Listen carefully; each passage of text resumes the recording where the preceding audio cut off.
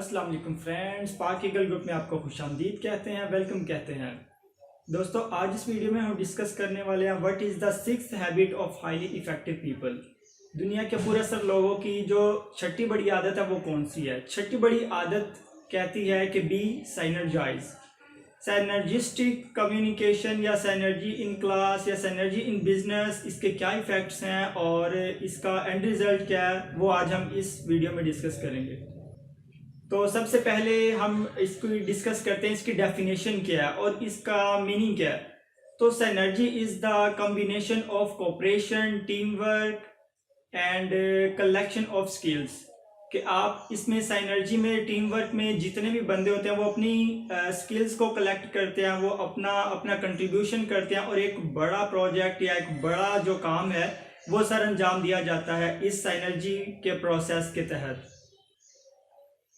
इसी तरह से आपने बचपन में शायद एक स्टोरी भी पढ़ी होगी कि the farmer and his sons, के किसान और उसके बेटे, वो लकड़ियों वाली स्टोरी। उसमें जो लकड़ियां हैं या लकड़ियों के तहत जो किसान अपने बेटों को सिखाता है वो सिनर्जी है कि मुतहदा अमल से रहना है, आपने टुगेदर रहना है, आपने टीम वर्क के साथ रहना है, एक दूसरे के साथ कोऑपरेशन करना है। ये सिनर्जी की एक टाइप है। इसी तरह से अगर सिनर्जी की एक और एग्जांपल डिस्कस करें तो आपने स्वूश ऑफ बर्ड्स अगर आपने कभी देखा हो, यानी कि परिंदों का झुंड जो उड़ रहा होता है उसमें एक पीछे लीडर होता है, वो मोटिवेट कर रहा होता है उड़ने के लिए। तो रिसेंटली रिसर्च ने ये शो किया है कि अगर एक परिंदा अकेला उड़े और अगर एक परिंदा टीम वर्क में उड़े, यानी कि अपने कोलीग्स के साथ उड़े, अपने साथियों के साथ उड़े, बाकी परिंदों के झुंड में उड़े, तो एक परिंदा 60% ज्यादा उड़ सकता है जब वो टीम में उड़ता है, जब वो अपने दोस्तों के साथ, अपने साथियों के साथ उड़ता है। तो ये एक पावर है सिनर्जी की कि आप एक बहुत बड़ा कारनामा अंजाम दे देते हैं एक टीम वर्क के साथ, एक कोऑपरेशन के साथ, और आपकी जो टीम है उसके अंदर जितनी भी स्ट्रेंथ्स होती है, जितने भी आपके दोस्त होते हैं, वो सारी अपनी स्किल्स को कलेक्ट करके एक काम के ऊपर लगाते हैं और वो आराम से, आसानी से सर अंजाम दिया जा सकता है। इसी तरह से सिनर्जी की एग्जांपल के तौर पर अगर हम डिस्कस करें तो हमारे पास एक बहुत ज़्यादा ज़बरदस्त एक शॉर्ट स्टोरी है जिसको द एनिमल स्कूल के नाम से याद किया जाता है। द एनिमल स्कूल में different birds and different animals मिलकर एक स्कूल कंट्रीब्यूट करते हैं, एक स्कूल बनाते हैं जिसके अंदर डिफरेंट स्किल्स सिखाई जानी होती है।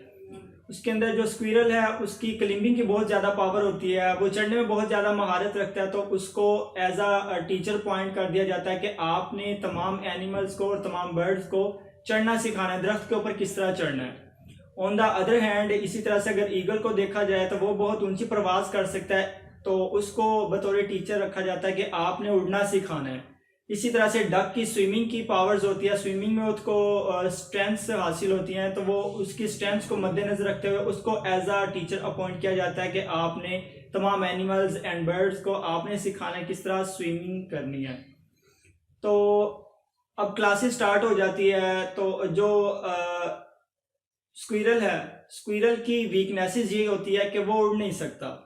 अब उसके पर नहीं है और एक ईगल है उसके पर है, तो अब ईगल जो है वो इतने तेज नहीं दौड़ सकता जितनी तेज एक रैबिट दौड़ सके।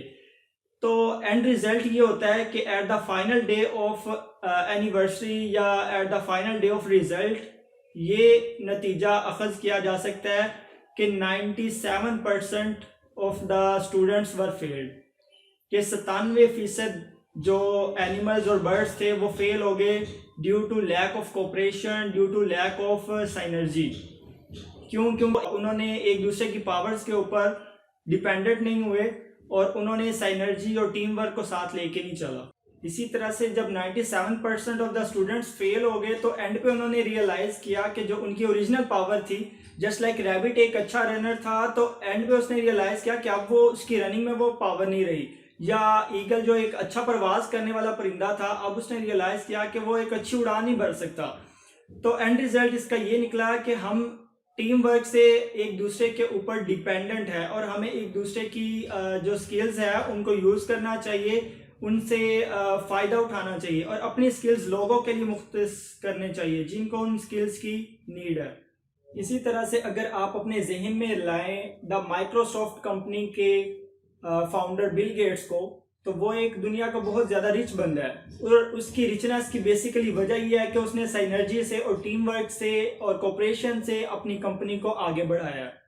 इसी तरह से इमेजिन करें अपने जहन के अंदर, अगर माइक्रोसॉफ्ट का बानी द बिल गेट्स अगर अकेला ही काम करता और टीम्स ना बनाता और अकेला हर दुकान पे जाता और एक एक इंडिविजुअल को वो विंडो सेल करता, तो आज तक वो कितनी विंडो सेल कर पाता। और अगर उसने आज टीम बनाई और पूरी दुनिया में नेटवर्क बिछाया तो आज वो कितनी विंडोज सेल कर रहा है। तो मालूम ये होगा कि जो टीम वर्क है वो कोऑपरेशन के साथ आप बहुत ज़्यादा एक डिस्टिंक्शन किस्म का रिजल्ट अचीव कर सकते हैं, एक बहुत बड़ा रिजल्ट अचीव कर सकते हैं, बहुत बड़ा कारनामा सर अंजाम दे सकते हैं, बजाय इसके कि आप इंडिविजुअल रहें या आप अपनी एक अकेले बंदे की स्किल्स के ऊपर इंहिसार करें। सो लिहाजा आपको